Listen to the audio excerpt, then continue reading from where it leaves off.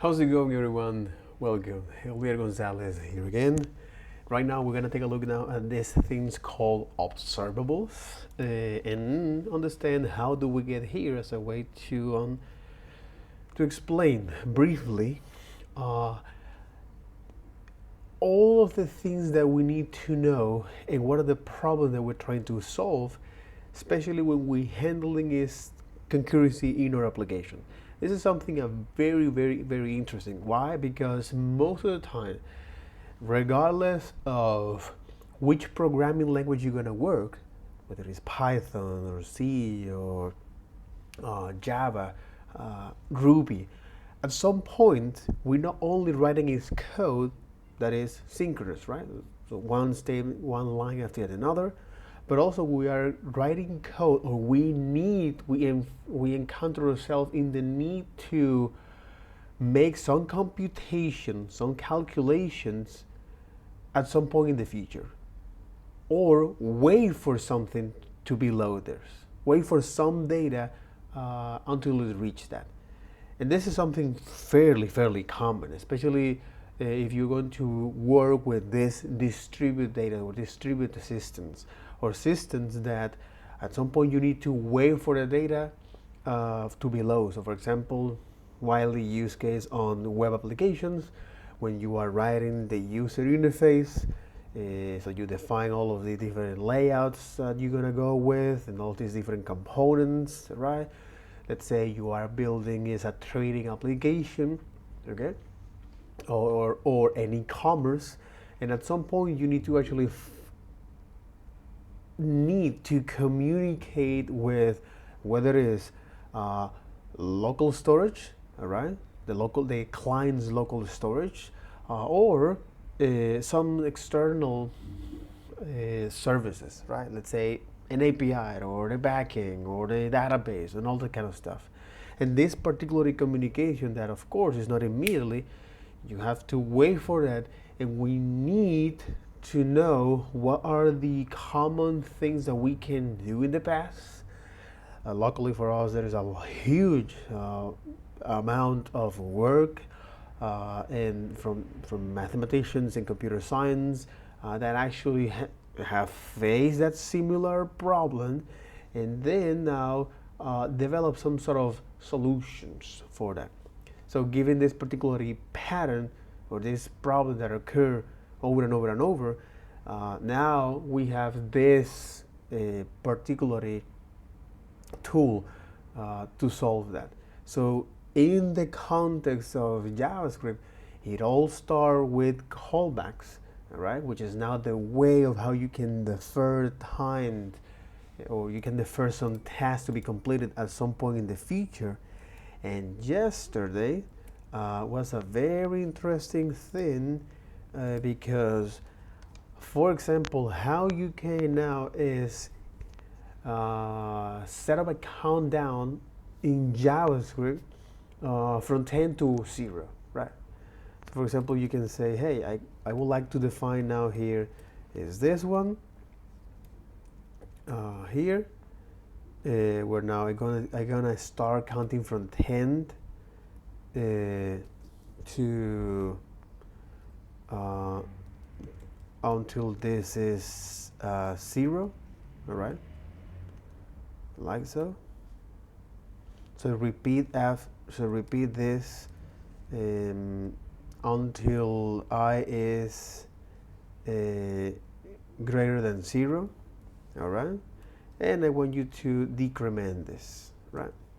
And after through, I want you to decrement this. So what we're doing here is say, hey, pretty basic stuff, right? You can say, hey, I would like you to now console.log this I, right? Just like that, right? So you might expect to actually do that as opposed to. So from 10 to 1. So 0 is not included. That's what happened. So unless you include now 0 here, say, hey, until 0, is now going to do that until 0. So that's great, right? Because now, since the way how we handle this callback stuff, or this computation that we want to perform at some point in the future, such as here, we say, hey, I would like you to now use the set timeout here, which is not from JavaScript. This is from the Web API platform to handle this. Set timeout here, right? Is part of the Web API from the Windows, right? That allow you to now is execute a function or a specified piece of code one time expire. So you have now set timeout or all of that kind of stuff. So the idea here is that behind the scene is going to use something called as the callback queue, all right, as a way to now add all of these functions, something that you define like this, right, to define all of these functions here, okay, to define all of these functions here. And at some point, I would like you to now is run that particular code, right? For example, like this, I want you to now run is I buy this, right? So what will be the expected output to this? Well, since we're going to now start here counting here, and with set timeout, we're passing is this set of instruction to this. Okay, let me actually ask Claude to solidify that particular concept here. So, but I'm gonna ask them later. But the thing here is that what is the expected output here? You know, what is the expected output to be printed log here? Well, because now the for is going to be evaluated as first, especially in var. So vars are hosted. So this is interesting because I want you to now is clarify this idea because I have some conflict here. So it is safe to assume that given the following code like this, the value I is 0 since JavaScript evaluate first all of the call from the 4 values. Okay. Value 0 since JavaScript, since var in JavaScript, okay, are hosted per function or global scope, okay.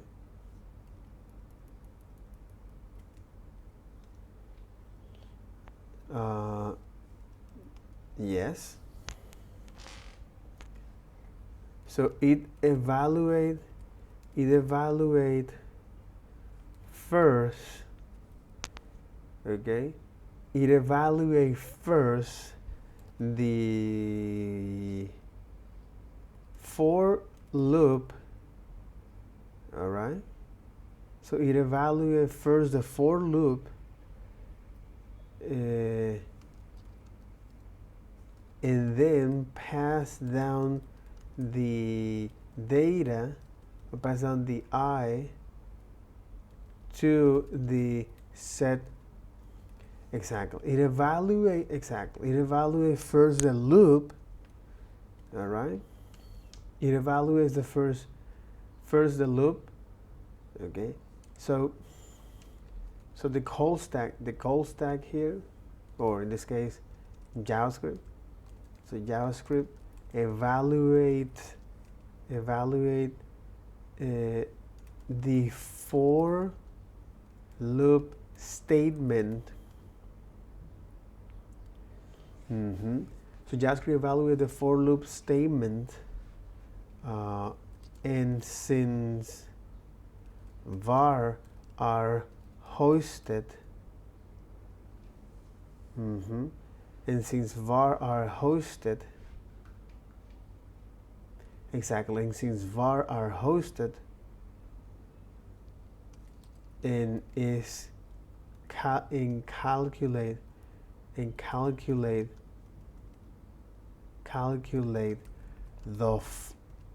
the for loop first, okay, and calculate the for loop first,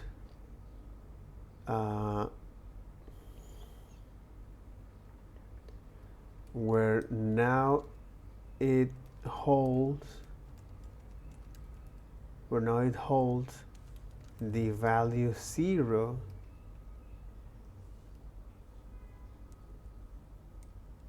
the value of I 0 before running the set timeout. Okay, so before running the set timeout.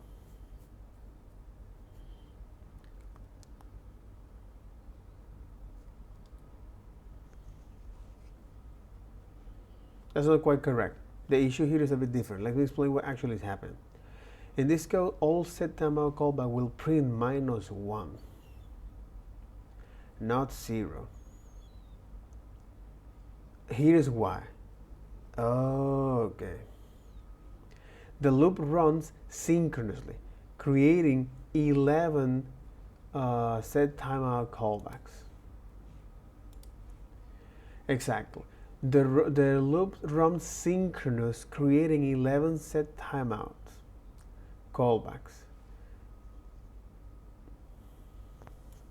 So allegedly, according to you, it actually now generating is this. It's printing -1.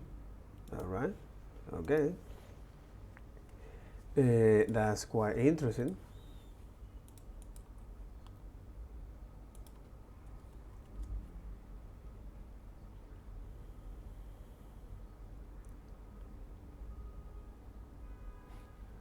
Okay.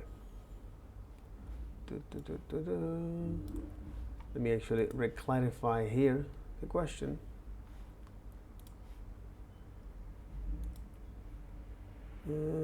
Until here, right?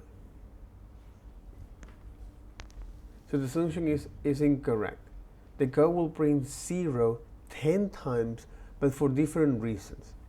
The issue isn't hosted; it is closure scope. When the set timeout callbacks execute, they all okay. When the set timeout callback execute, they all reference the same value. Okay, this is about closure here. It's because by the time that this function is called, it has now this closure. It can't have access to the outer lexical scope of this. All right, and they all references are the same with this. So when the set timeout callback execute, they all reference the same variable I,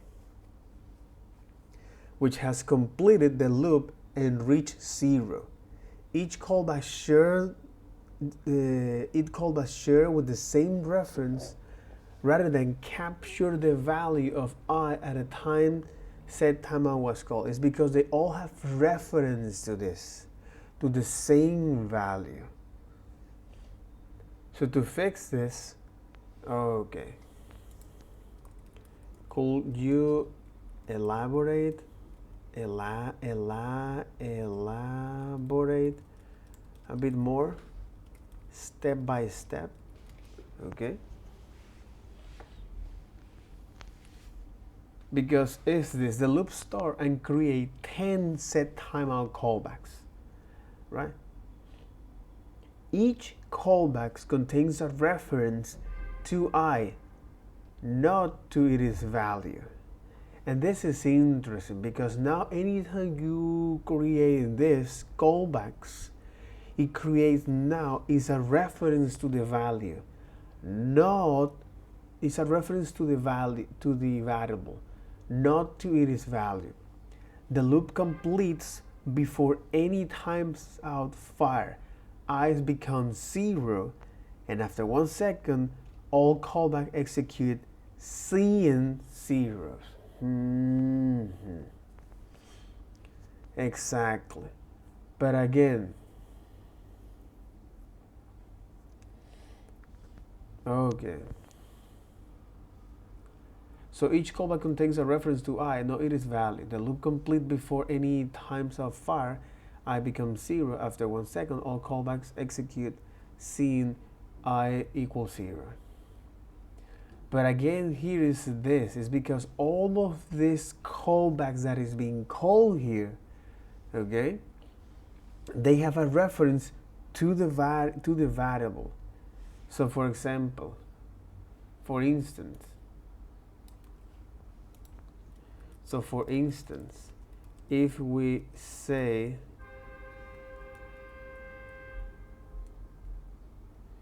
because all of them, even with times out 0, the behavior is the same because the loops run quickly, creating 10 timeouts. So it is evaluating all of this. Each timeout callbacks reference sames to the I variable, and loop finish I becomes 0. Because it's the loop executed first and then the callback here. Why is that? Because this is the nature and how now the set timeout and the JavaScript threads works, right? So JavaScript event loop process timeout only after current synchronous code finish. That's what happened.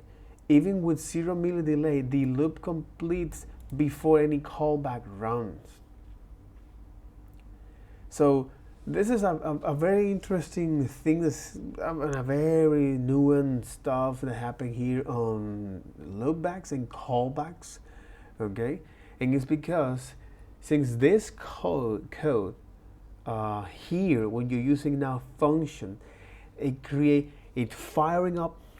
So it is safe to assume that because it is safe to assume that it's safe to assume from the previous code, because JavaScript execute synchronous code first, and we are creating, okay, because JavaScript executes synchronous code first, and we are creating 10 callbacks, okay, and then we are creating is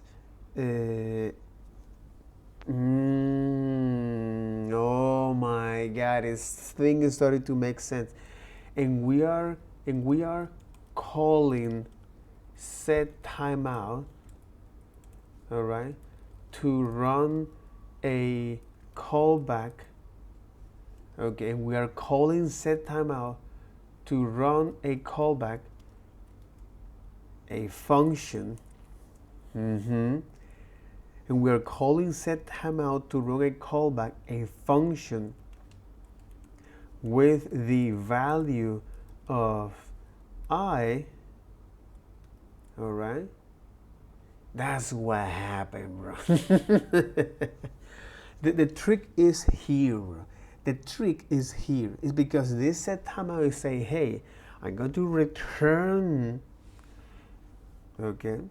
I'm going to return and call this function, and we are calling set timeout to, and we are calling set timeout to run a callback, or to return a callback with the value of I, since the value, okay, since the value of I is equal to 0, okay, by the time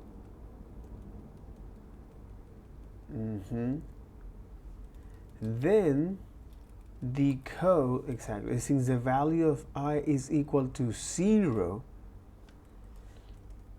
and all of those functions and all of those callbacks have a reference to the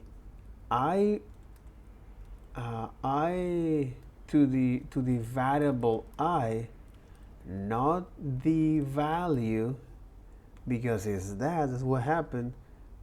It will print 0 10 times, regardless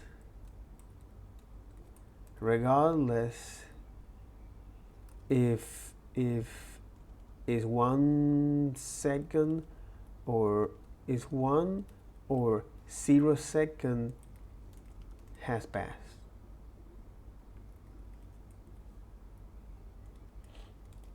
Because all of the asynchronous tasks, in this case the callback queue, okay, are computed after the synchronous code.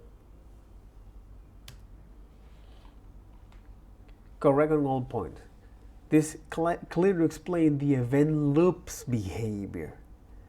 So synchronous code, the loop execute first. And this is important to define this silly example here. And it can be quite silly example here. It can be a quite silly example here. I'm going to put it here with the callback herald, right? So example of callbacks. I'm going to create a code pen here. Nope, a code pen here. But it's important to do this. It's like it not solve a lot of problems, because this is the nature of synchronous and asynchronous. And a lot of people want, especially those who are senior developers, they need to know is a subtle difference in what's going on behind the scenes. So here we can say is, hey, I want you to have now this particular code, okay? I'm gonna put this here like so.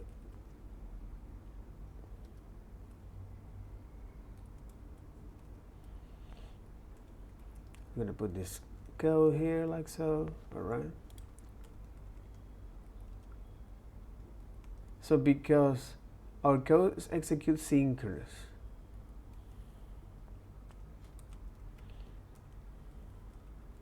and it's important to understand that, because we make sense of the world through story, man. We make sense of the world through stories. So callbacks or set timers scope with callbacks and how to fix it, right? So this is our naive code, which is our naive code for this, hey, var. I want you to now start from 10, and then the stop condition will be is after, as long as it is the 10, as long as I is greater than 0, you're gonna repeat that, and on every synchronous iteration, I want you to decrement the counter here. Da, da, da, da, da, da, da, da, da. And well, let's go to now call this one, right? This will be a function here. But what happened is that, my friend, what happened is that is like, oh, it makes a lot of sense. So after 1 second, right? So what happened here is that because all of our functions, we are now, because JavaScript execute code synchronous. First, execute synchronous code first, okay? And we are calling setTimeout to return a callback function, yeah. And we are calling setTimeout, which is this is a function that is not from JavaScript, and we're calling a function that with the and we're calling a function to after 1 second. I want you to now is trigger this, so return a function and execute this function. And this is the key here, because here we're saying, hey, we're returning a function. This is the function that I want to call. Effectively, we are creating is a closure.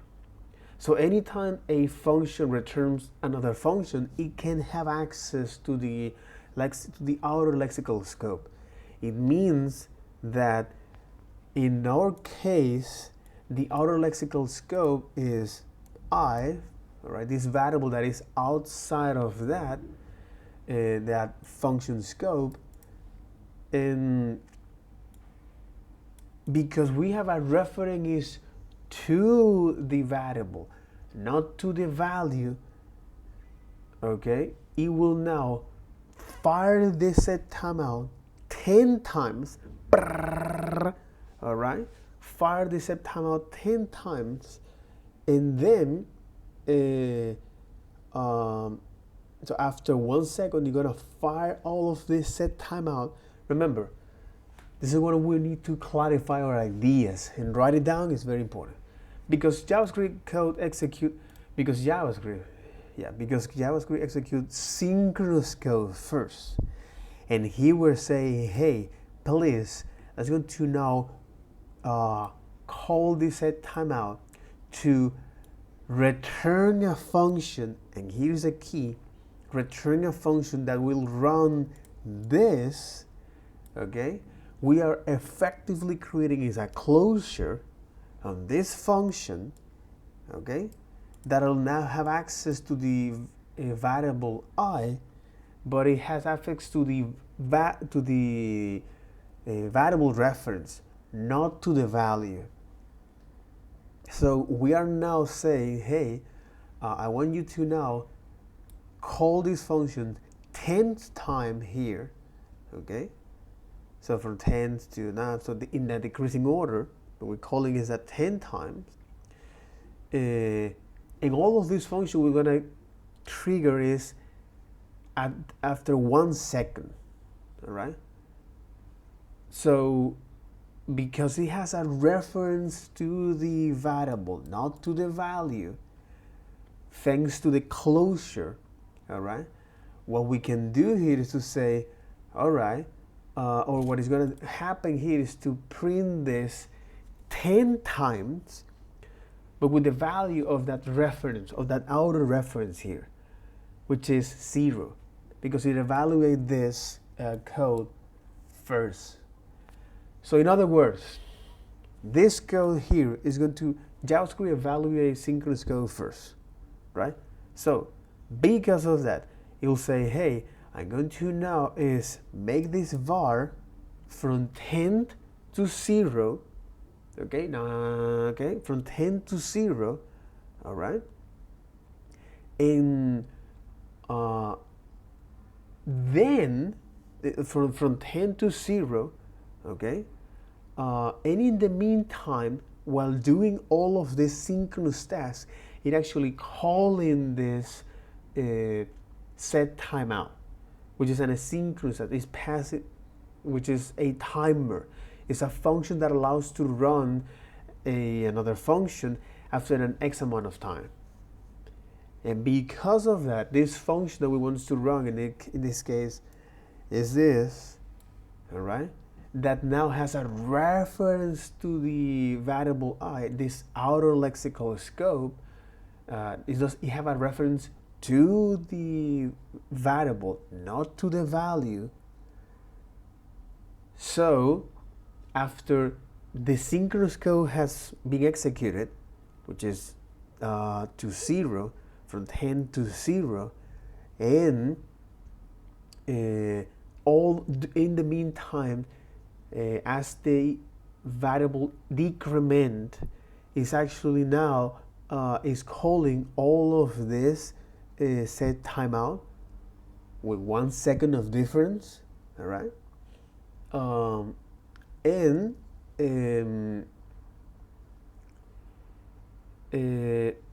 yeah, with 1 second of difference, all right? And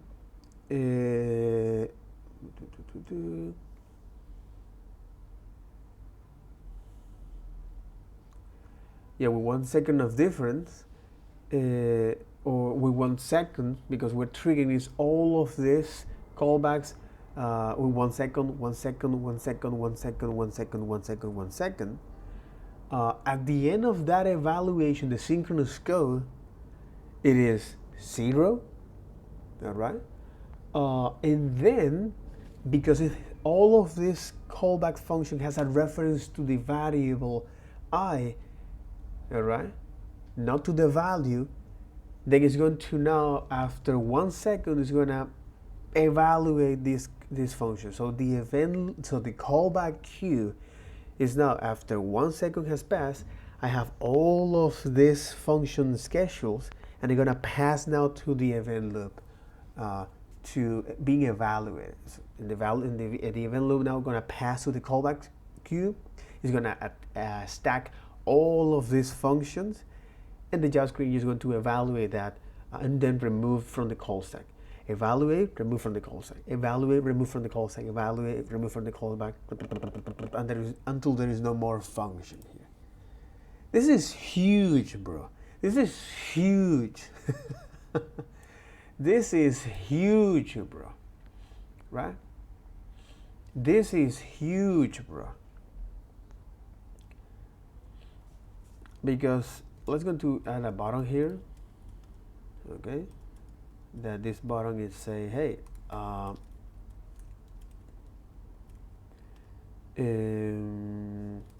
countdown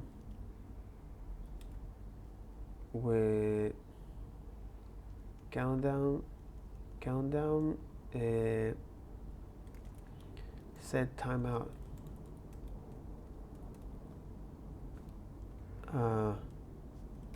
Problematic countdown set timeout. Okay, and here we're gonna show is now this. Say, hey, div ID with the value of output 1, right? And what you do now is, well, print here this, right?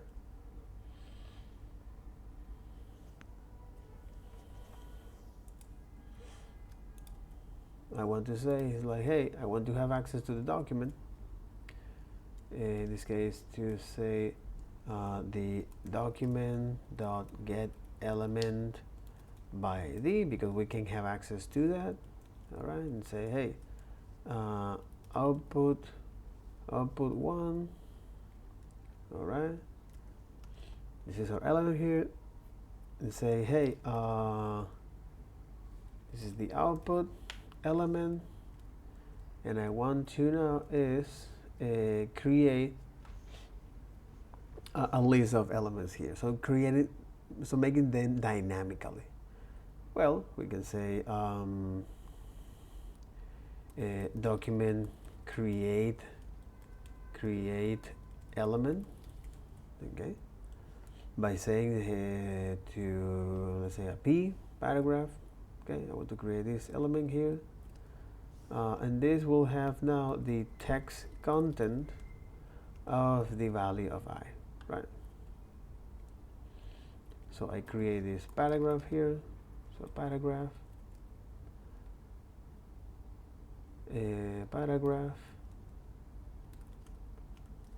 Okay.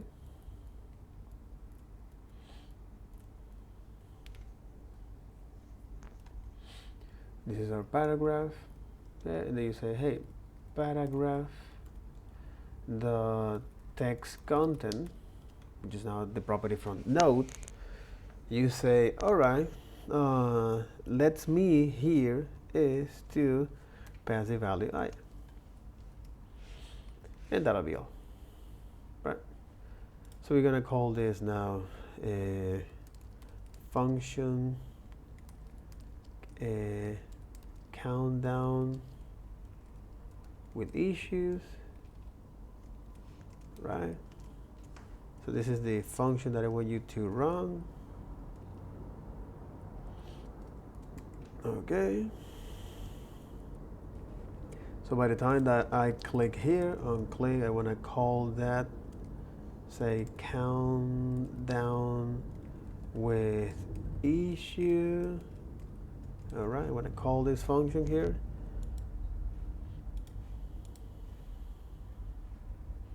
Oh, exactly. We're not appending that.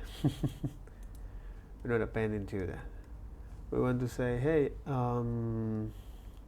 output dot append the paragraph. Append child as paragraph. Paragraph here. Okay. So this it doesn't append that. After 1 second, output is null.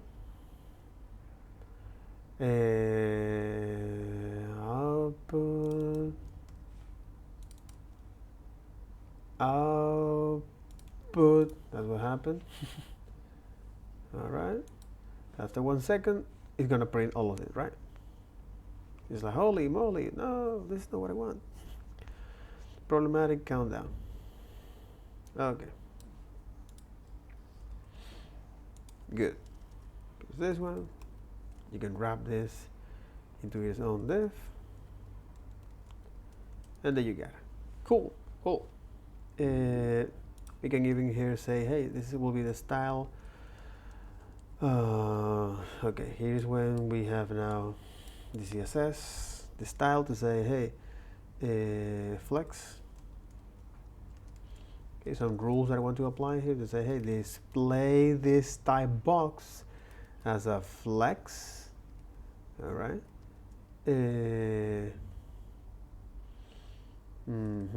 Display this type box as a flex. So I want now is to display this flex box as a text, and all the child elements that you have, so flex, and all the child elements that you have, child selector,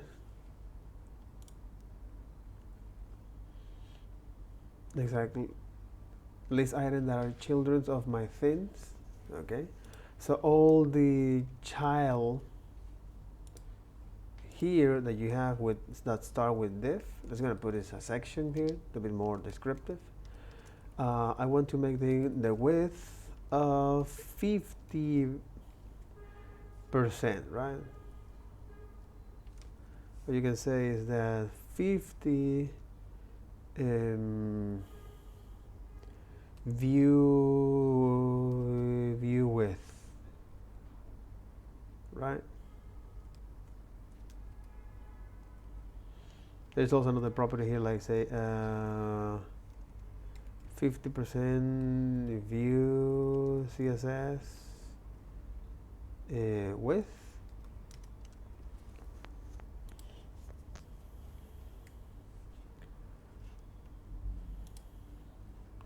So it will now be attached to that.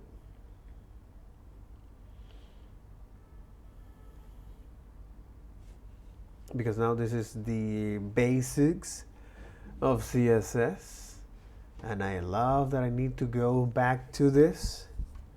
Outer length, fit context, another length, call size, anchor size.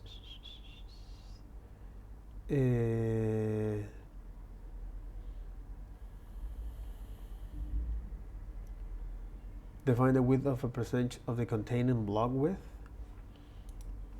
So in other words, if this containing block will be is width, with 100%, all right. And just to actually make sure that we are now apply the proper class here, it's going to call it flex, and the background color will be now is light blue. I think we have something like this.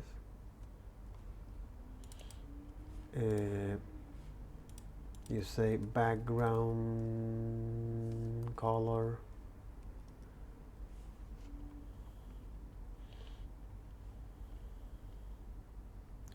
drag indigo, but I want to pass now something like this, an RGB color for that. Let's say this one, right? So you already have that, as you can see this, right? And similar with the height. So the height will be 100%. Right, so I want this box have all the available space here. By default, you have to explain that this is the view height that I want you to get, right? It can be quite cumbersome to get that, but you get the idea, right? So this is the flex that is going to be show all of this. So when we add elements, it's going to show then as it is. Again, this is now showing this flex stuff here. Because I want to now show this flex element, flex wrap here to say, hey, so flex wrap here, and say, hey, I want you to now wrap these elements here by saying flex wrap here.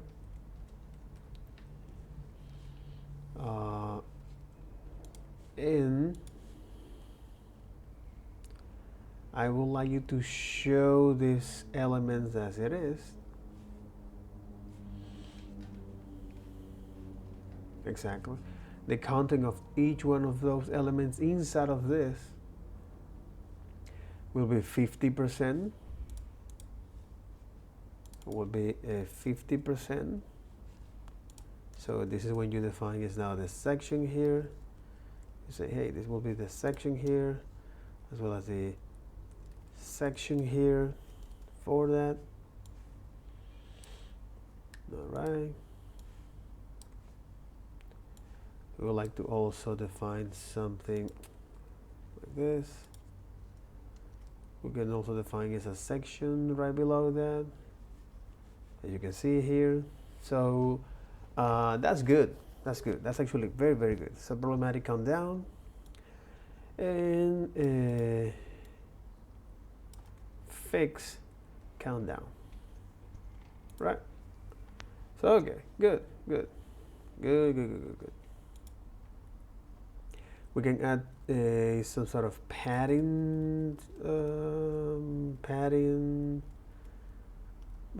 top and bottom 0, and left to right one root element here. So of course it's going to break that. We can say it's like, hey, I would like to be this 45%, right? So this is just now, so it cannot break that. It doesn't break the layout here.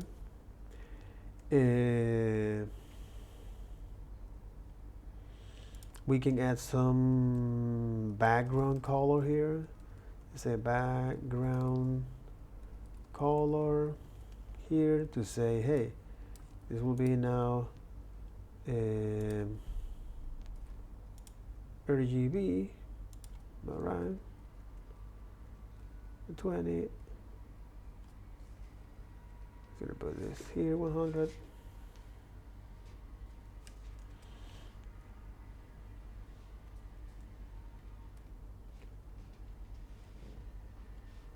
Okay, to differentiate both of them.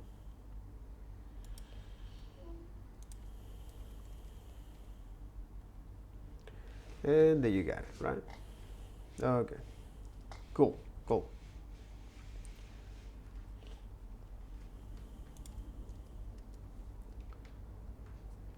All right.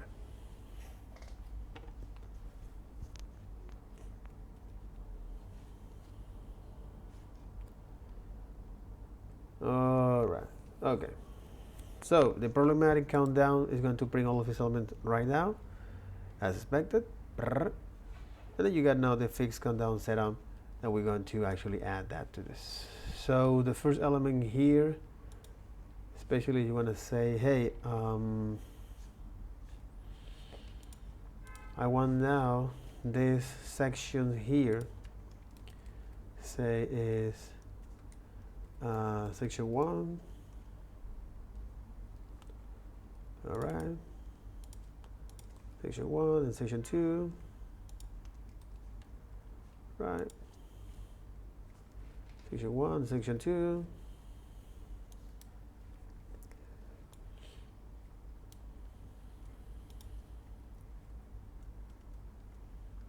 So what you can say here is to say, hey, all of these sections will have is this one. All right. At least some padding. But if you are section 1, okay, you're gonna have this particular background color, right? If you are section 2, you're gonna have this particular another background color. Let's gonna put it here like 2.5, right? Actually, it's not that. Okay, yeah, much better.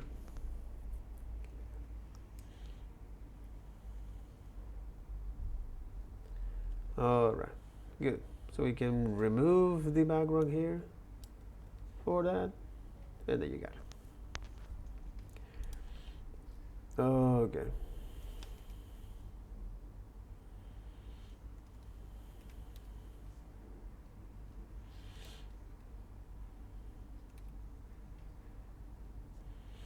And there you got it, right? Okay, cool. So, this is the problematic countdown set timeout and fixed countdown set timeout, right? So, the idea of this is that now we were able to actually define that countdown with issue, which is, hey, you click here, and brrr, you get all of this, right? Problematic countdown here. You can also say something like this and say, hey, I prefer to put this something in this fashion here.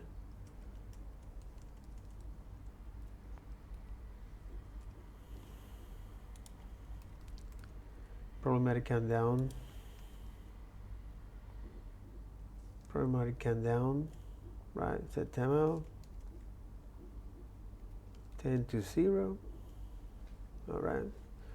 Then we're gonna do somewhat the same here. Let's say fix countdown set timeout. All right, you say now click.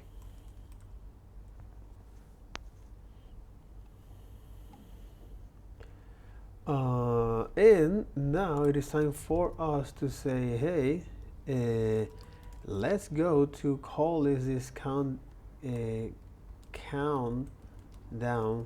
fix. Countdown. Where the idea is to say, look at this. We're gonna define is not this looping syntax, but in this case, instead of actually is now using var, let's gonna use this I, because it solved now the closure scope. because instead of actually now having a reference of the value after it was evaluated synchronously, it's going to hold is the value at that moment when the function was called. So we say, hey, do that until I is greater than 0. Okay, and then I want to decrement this, and this is what I want to now show this, right? Which is set timeout. Okay, what I'm doing here is that I want you to now call this. This of course will need to be called is output 2. All right, we can just defining this as a helper function here to say, hey, this will be is the commit to HTML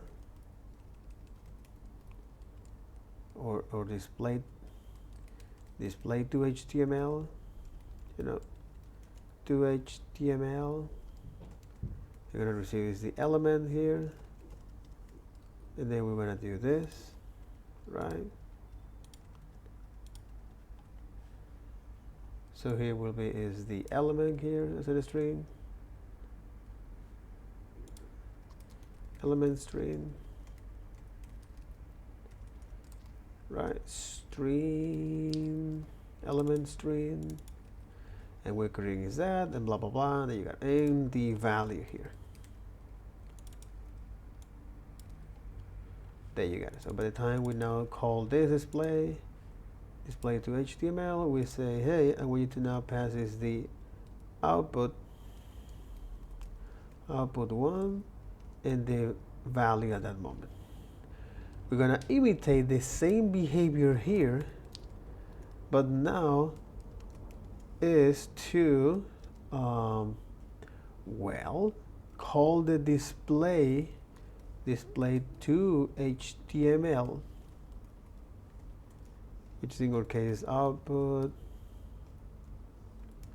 to I, and you say console log I, and I want you to run this after 1 second, right? So let's get into this. Now this will actually solve is the, let me see if I actually made that correct. Output to element string, get element by ID, and then try to create a paragraph after that and append child to that, right?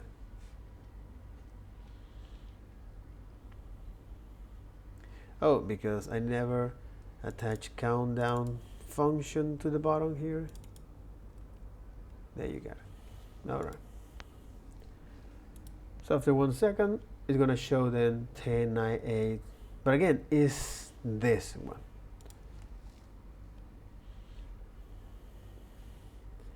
And this is a very interesting topic here. Again, it's showing then after all of these functions was called synchronously. You know what I mean?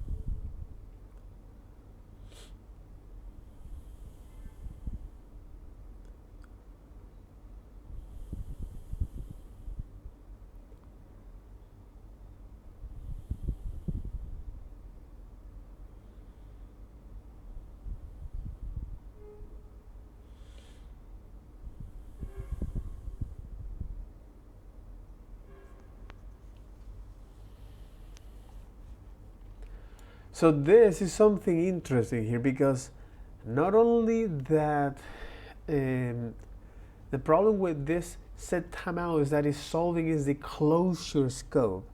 Is that your passing is now a reference. Your passing is not a value to that, not the reference. The other is that how can we now is you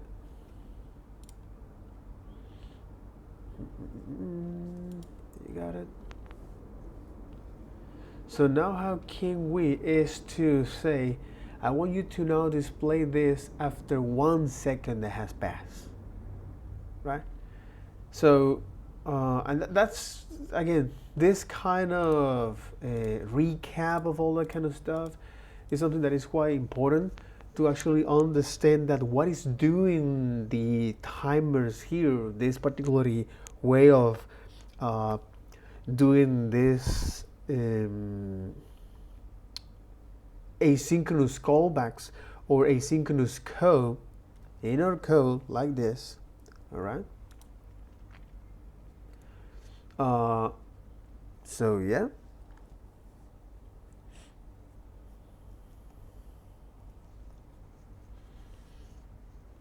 All right.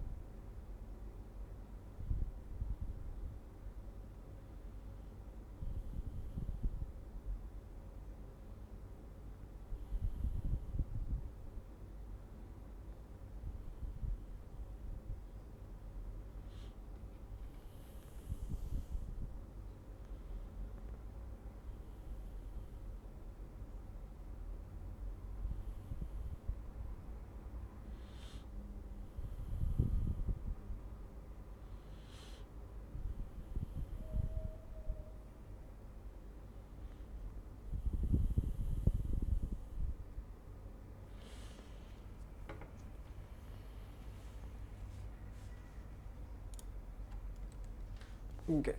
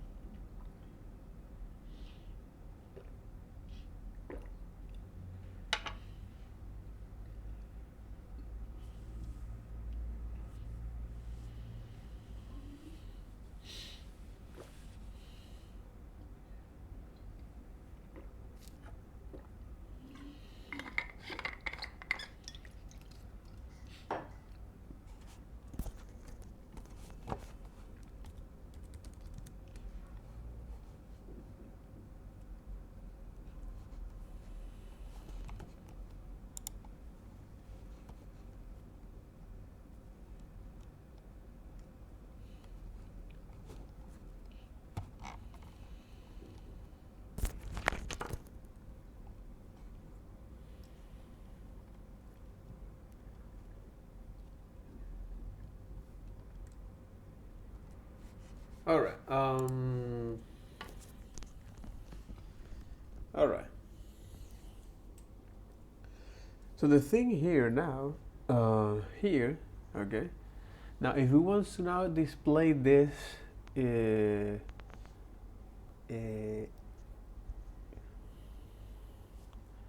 it's going to actually fix this a little bit by saying it's a problematic countdown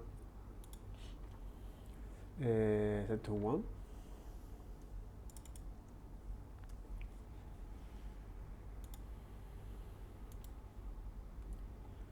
Show all of this. All right. The other is now here is gonna show them properly as expected.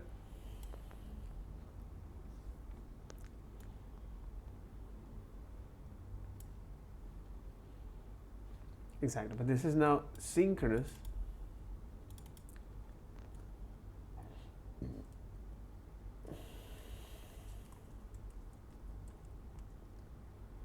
Synchronous problematic countdown. And here we got is fix.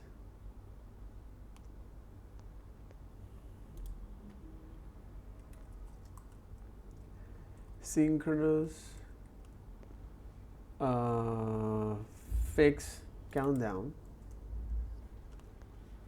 All right. And then I would like to add a new one here. Why is that? Well, because section 2, right? Section 3 and section 4. Section 3 and section 4. Let me actually say it right now. Here is like, hey, each one of those sections will be something like this.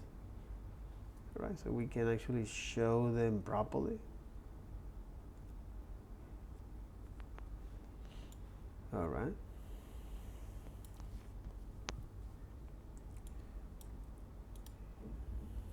Section 3 will be now is something like this. All right. And section 4 will have now something like this. All right.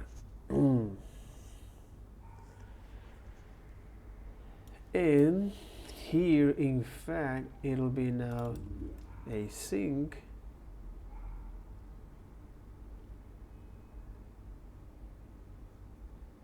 Async, and then the async.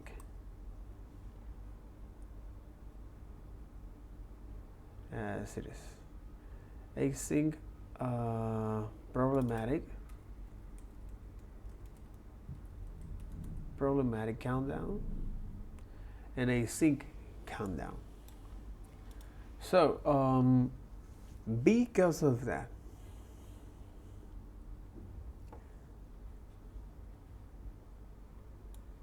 we're going to call this, all right. And then this display now expected.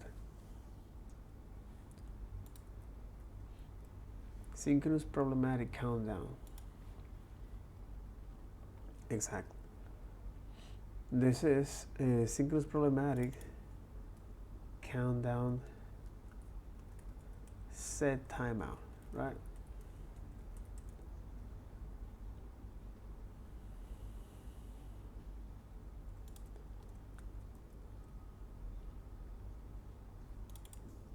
When you say 1 second problematic, a problematic countdown,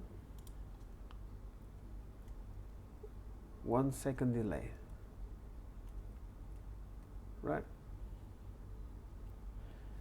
Problematic countdown, 1 second delay.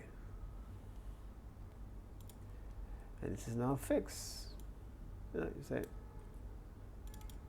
fixed countdown, 1 second delay.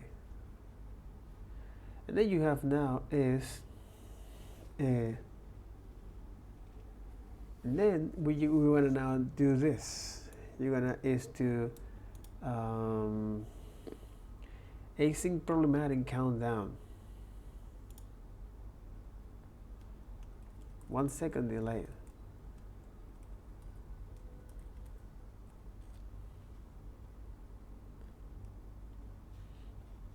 All right. Then you got another one.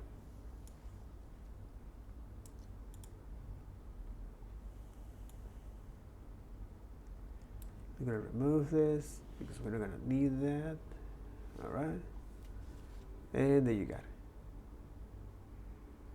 it. Problematic countdown, 1 second delay. Fixed countdown, 1 second delay. Async problematic. And this is now, this is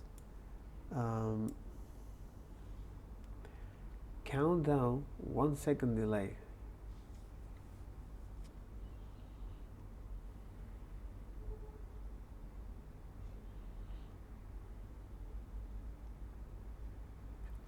And this is now output 3. All right. This is countdown with issues. Sync countdown.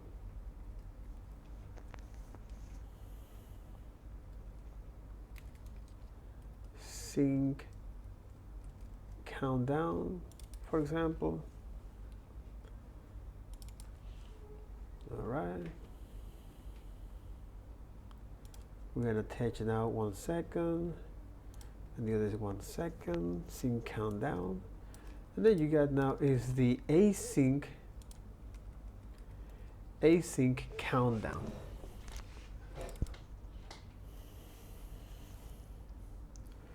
Because now this async countdown here, because now this async countdown here, the idea is to actually is, how can we now trigger this countdown, these functions to be called after 1 second, and then another second, and then another second, and then another second, and so on and so forth, by saying something like this.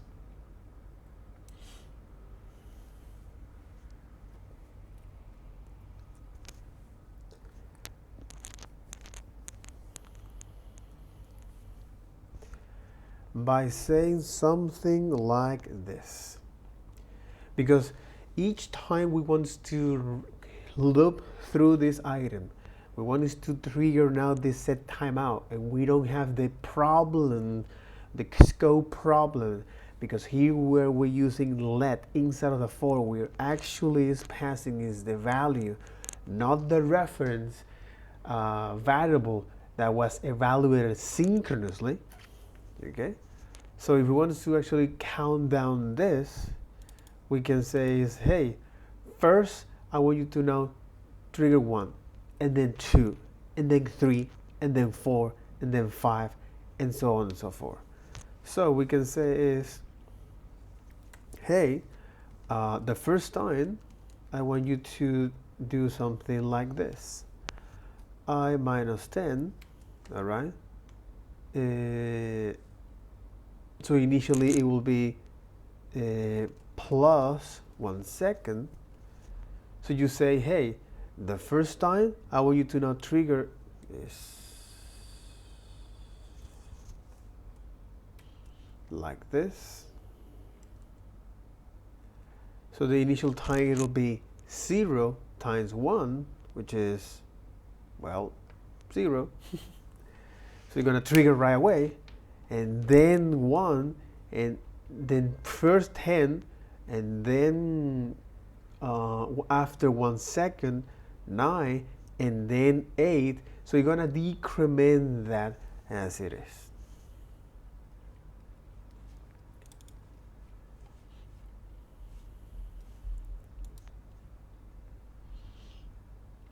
Wait, what? Sync countdown. Async countdown is this one. Oh, because it's this.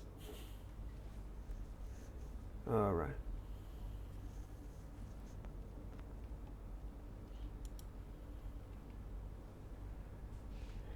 All right, no problem.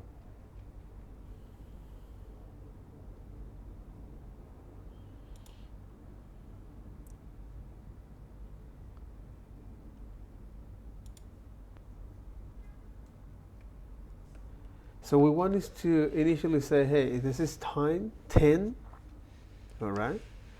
We say, hey, the first time it'll be 0, so trigger this function. And then I want to now is be 9 minus 10. And so no, it has to be in this way, like so. So the first time is, of course, is 0, all right?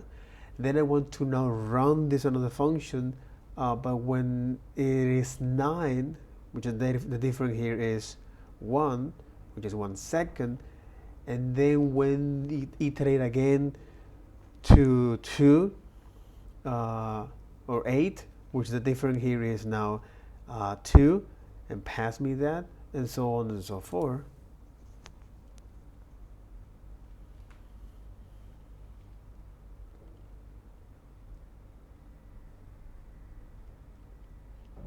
And there you got it, right?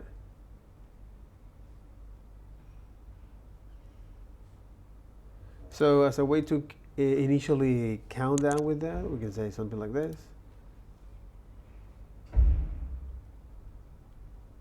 Because it reached until 0.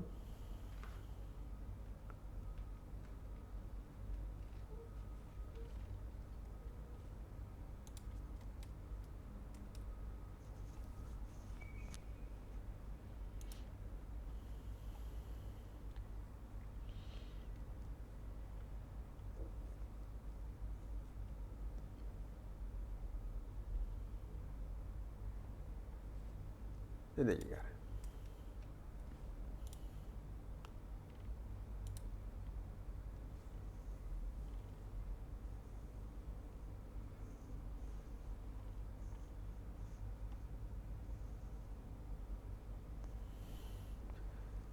So this is pretty silly, okay? And this is how you can now build a countdown in plain JavaScript. Why this is important, you might wonder.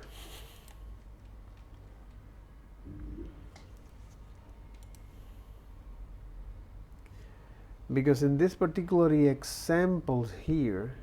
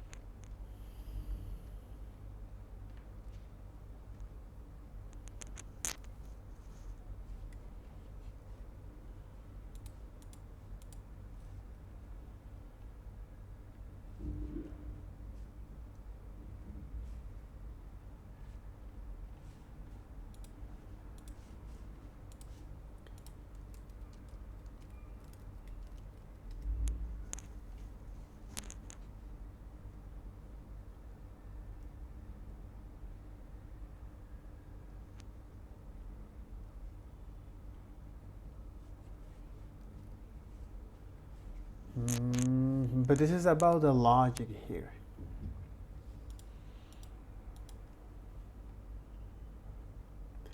And it will stop until there.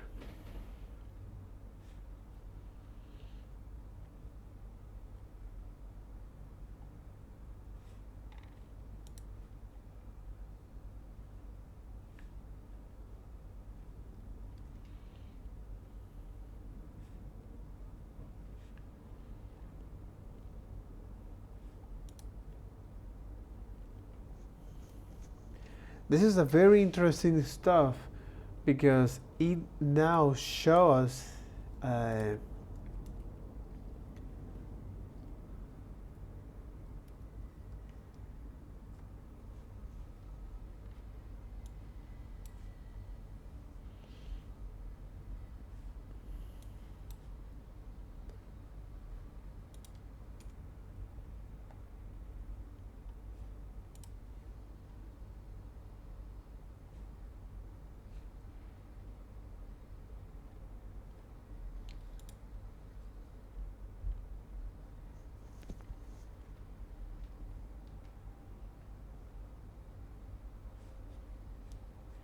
this is quite silly because this is a way of how you can actually is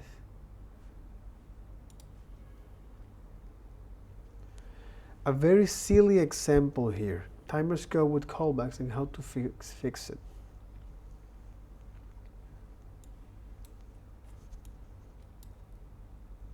This is a helper function.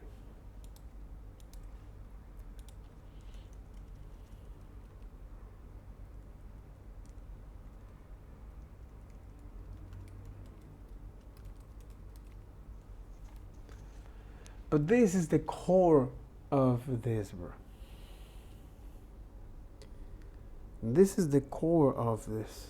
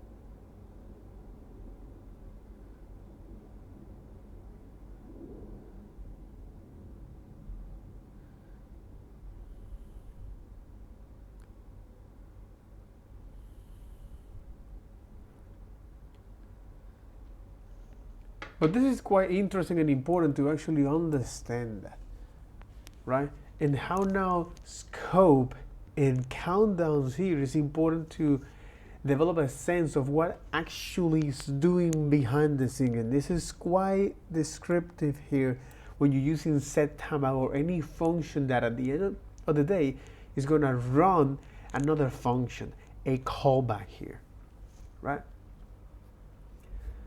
So for example, in this case, so to me, this is quite elegant, quite eloquent for that.